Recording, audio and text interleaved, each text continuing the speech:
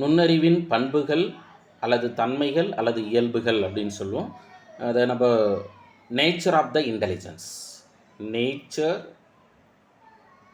Of the intelligence, nature of the intelligence, நுண்ணறிவின் தன்மைகள். இது நம்ம சிலபஸில் இருக்குது. இந்த சிலபஸில் இந்த நுண்ணறிவின் தன்மைகளை எப்படி சார் கேள்வி கேட்கலான்னா, ஸ்டேட்மெண்ட்டில் கேட்கலாம் சார். நமக்கு சூஸ் த பெஸ்ட் ஆன்சரில் ஆப்ஷன் ஏ கொடுத்து பி, சி, தென் டியில் எது ரைட்டு அப்படின்னு கேட்குறாங்க, அப்படி தானே? அதுக்கு அடுத்த ஒரு டைப்பு நீங்கள் என்ன அப்படின்னாக்கா, இந்த அப்ஜெக்டிவ் டைப்பில் ரோமன் லெட்டர் 1, 2, 3, 4 அப்படின்னு சொல்லிட்டு இந்த ஒவ்வொரு பாயிண்ட்டும் கொடுத்துருவாங்க. கொடுத்துட்டு இதில் நுண்ணறிவு பண்போடு தொடர்பற்றதை கண்டுபிடி அப்படின்னு கேட்பாங்க. அப்படி கேட்டாங்கன்னா, இப்போ எடுத்துக்கிட்டால் பாருங்களேன், நுண்ணறிவின் கீழே கொடுக்கப்பட்டுள்ள பண்புகளில் நுண்ணறிவோடு தொடர்பல்லாததை தேர்ந்தெடுன்னு வினா கேட்டாங்க. இப்போ ஆப்ஷன் ஏவில் என்ன கொடுக்குறாங்கன்னா, நுண்ணறிவு என்பது கற்றலுக்கான திறன் அப்படின்னு கொடுத்துறாங்க. பியில் என்ன தராங்க அப்படின்னா, நுண்ணறிவு என்பது சூழ்நிலையுடன் இணக்கமாக செயல்படும் திறன். அடுத்து சியில் என்னன்னு கொடுக்குறாங்கன்னா, நுண்ணறிவு என்பது சிக்கலை தீர்ப்பதற்கான திறன். இப்போ டியில் நுண்ணறிவு ஆனது தொடர்ச்சியானது அப்படின்னு கொடுக்குறாங்க. இப்போது நமக்கு சரியான ஆன்சர் என்னென்னா டி ஆப்ஷன் சரியானது.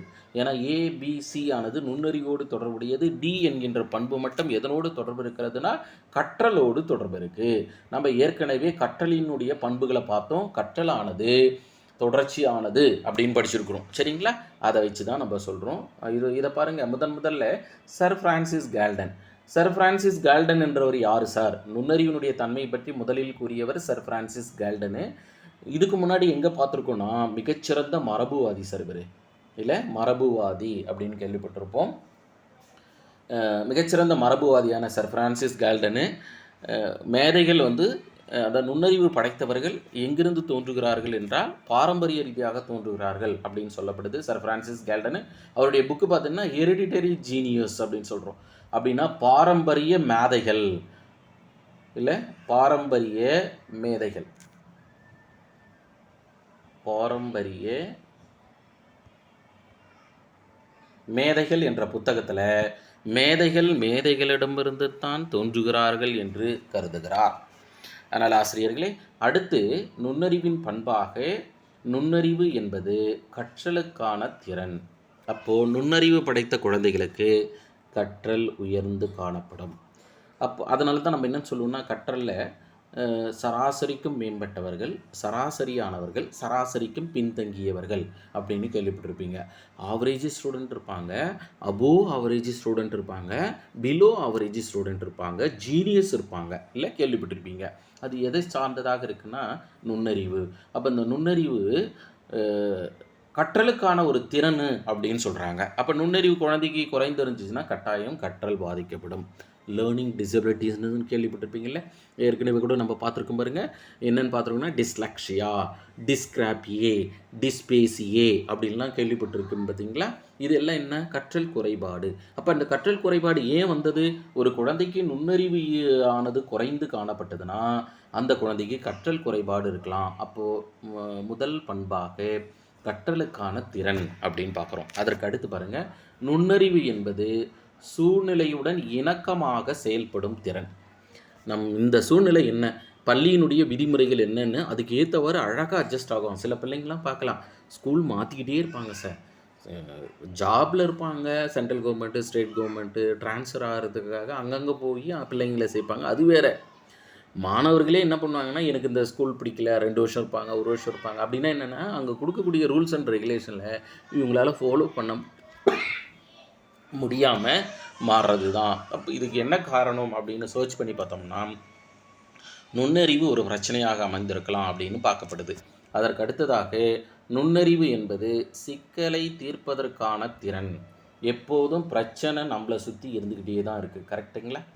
பிரச்சனை இல்லாத மனிதர்கள் யாருமே இல்லை. அளவில் வேணால் வேறுபடலாமே தவிர அனைவருக்கும் பிரச்சனை உண்டு. அப்போ இந்த பிரச்சனையை தீர்க்கக்கூடிய திறன் இருக்குது பார்த்தீங்களா, அந்த திறன் நுண்ணறிவு என்று கருதப்படுகிறது. அதற்கடுத்ததாக நுண்ணறிவு ஆனது மரபு அல்லது பாரம்பரியம் மற்றும் சூழ்நிலையால் தீர்மானிக்கப்படுகிறது. ஒன்று, மரபு ரீதியாக பிறக்கப்படும் போதே நுண்ணறிவு படைத்த குழந்தையாக பிறப்பாங்க, இல்லை நுண்ணறிவு படைத்த குழந்தையாக பிறப்பாங்க, அல்லது சூழ்நிலையால் அந்த குழந்தை நுண்ணறிவு குழந்தையாக மாறலாம். அதை தான் இந்த பாயிண்ட் குறிப்பிடுகிறது, மரபு மற்றும் சூழ்நிலை. அதற்கு அடுத்ததாக வயது கூட கூட நுண்ணறிவில் முன்னேற்றம் ஏற்படும். இல்லை, எப்போதும் நம்ம பார்த்துருப்போம் 11 அல்லது 12 வயசுக்கு மேலே தான் கருத்தியல் நிலை. இது யார் சொன்னது அப்படின்னா நமக்கு தெரியும். கருத்தியல் நிலை நம்ம அறிவு வளர்ச்சி நிலையில் 4வது படிநிலையாக ஜீன் பியாஜே குறிப்பிட்டார். அப்போது வயது அதிகரிக்க அதிகரிக்க தான் இது நடக்குது. அப்போ அவர் சொல்லும்போது பார்த்துருப்பீங்க, 0லேருந்து 2 வயது வரை குழந்தைகளுக்கு சென்சரி மோட்டார் ஸ்டேஜ், புலன் இயக்க நிலை அப்படின்னு படிச்சிருப்போம். புலன் இயக்க நிலை அப்படின்னு. அடுத்து என்ன ஆகுது அப்படின்னா செயலுக்கு முற்பட்ட நிலை, அதுக்கடுத்து புலனீடான நிலை, இறுதியான கருத்தியல் நிலை அப்படின்னு நம்ம கேள்விப்பட்டிருப்போம். அதற்கு அடுத்து பாலினம் நுண்ணறிவை தீர்மானிப்பது இல்லை. நிறைய பேர் என்னென்னு நினைக்கிறாங்கன்னா, ஆண்களுக்குன்னா நுண்ணறிவு அதிகமாக இருக்கும், பெண்களுக்குன்னா நுண்ணறிவு கம்மியாக இருக்கும். இல்லை சார், பெண்களுக்கு தான் நுண்ணறிவு அதிகமாக இருக்குது, அதனால தான் 10th அவங்க தான் ஃபஸ்ட்டு வராங்க, 12th ஸ்டேட் ஃபஸ்ட்டு அவங்க தான் வராங்க அப்படின்லாம் சில பேர் கருதுவாங்க.